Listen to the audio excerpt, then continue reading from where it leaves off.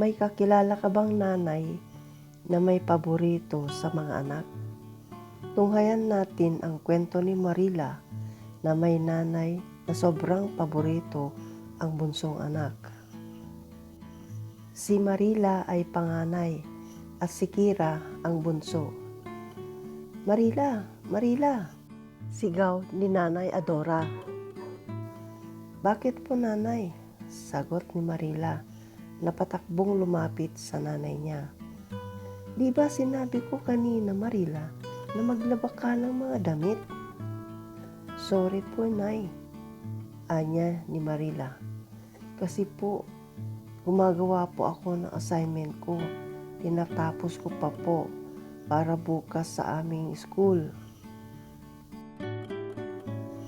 Galit na sumagot ang Nanay Adora niya. "Sino maglalaba, Marila?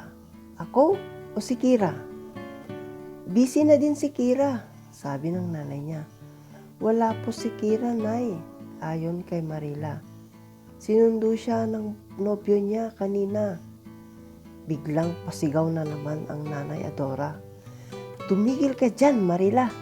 Maglaba ka doon!" Walang nagawa si Marila kundi sumunod na lang siya sa Nanay Adora niya. Pagdating ni Kira ay pabiglang nagdabog at hinarap niya ang ate Marila niya. "Ano? Nagsumbong ka na naman na sinundo ako ng nobyo ko? Pakialamera ka talaga, ate. Maglaba ka na nga dyan, pakialamera." Sabay talikod ni Kira. Hindi na lang umimik si Marila at ipinagpatuloy na lang ang paglalaba. "Nay, nandito na po ako," habang papalapit si Kira sa kwarto ng nanay nila. Hinagkanya sa noo ang nanay niya. "Saan ka ba galing, Kira?" tanong ng nanay. "May binili lang po ako sa mall, Nay," sagot ni Kira. "Sige, kain na tayo at nakaluto na ang ate mo," anya ng nanay nila. "Marila, maghain ka na at nandito ng kapatid mo. Nagugutom na kami," sabi ng Nanay Adora nila. Pagod man sa paglalaba ay naghain pa din si Marila. Nagbubulong-bulong na lang si Marila. "Ako na ang pagod, ako pa ang maghahain." "Ano binubulong-bulong mo dyan, Marila?" sabi ng nanay nila. "Wala po," sagot naman ni Marila, sabay irap na tumalikod sa mag-ina. "Pagkakain ay magligpit at maghugas ka ng nagkainan, Marila," ayon sa ina.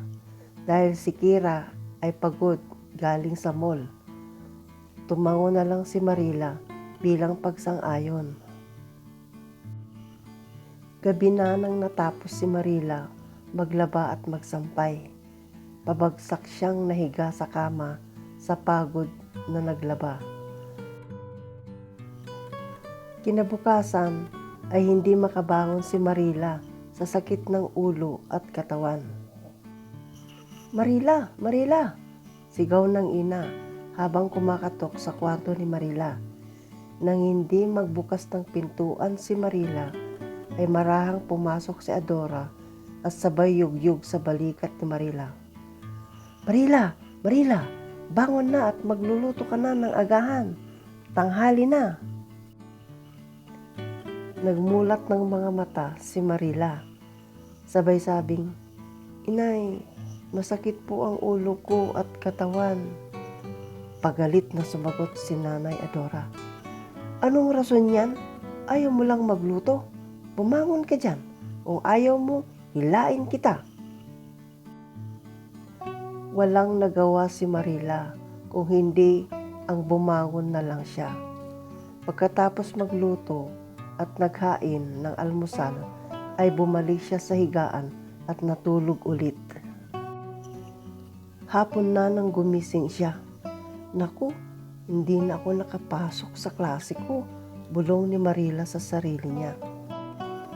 Nagpunta siya sa kusina at kumain at uminom ulit siya ng gamot para sa sakit ng ulo niya at katawan.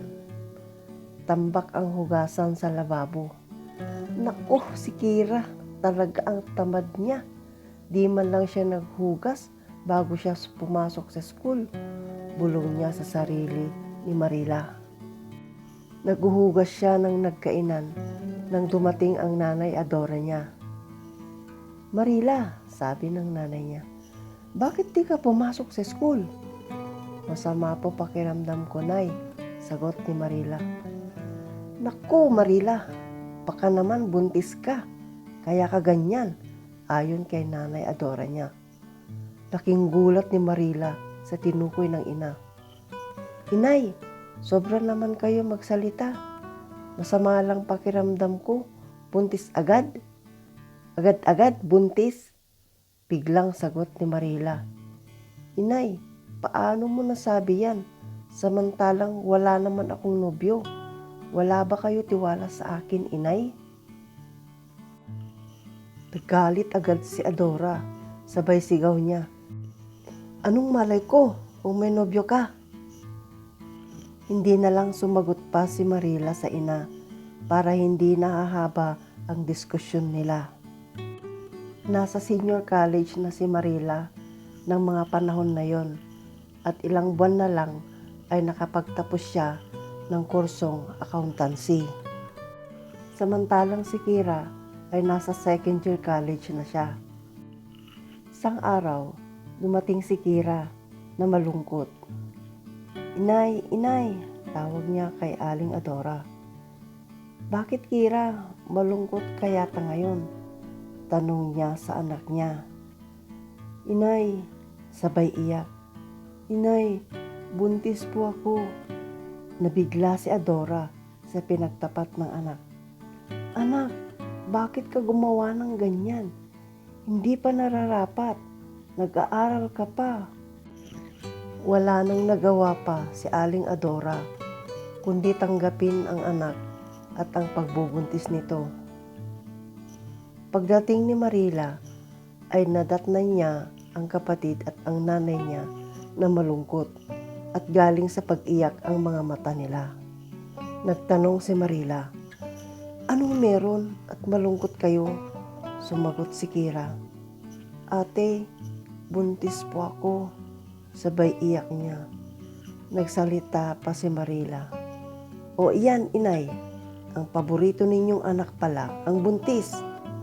Wala siyang ginagawa dito sa loob ng bahay. Ayaw niyo siyang tumulong sa gawaing bahay. Pero ngayon ay buntis na. Hindi na nakaimik si Aling Adora. Pati si Kira ay hindi na rin nakaimik sa tinugon ni Marila. Nagdaan pang mga araw ay lumaki na ang tiyan ni Kira at tumigil na siya sa kanyang pag-aaral. Hindi na nagpakita ang nobyo niyang nakabuntis sa kanya. Malungkot man si Kira, ay tuloy pa rin ang kanyang buhay. Si Marila naman ay naging CPA na at nagtrabaho na siya sa isang law firm bilang accountant. Si Adora naman ay naging mabait na siya kay Marila mula nung nabuntis ang bunso niyang anak. Pagkatapos ng anak ni Kira, ay pinag-aral siya ni Marila. Sa ngayon, si Kira ay nasa Amerika na bilang nurse. Kasama na rin niya ang kanyang anak at nakapag-asawa na rin si Kira doon sa Amerika ng isang doktor.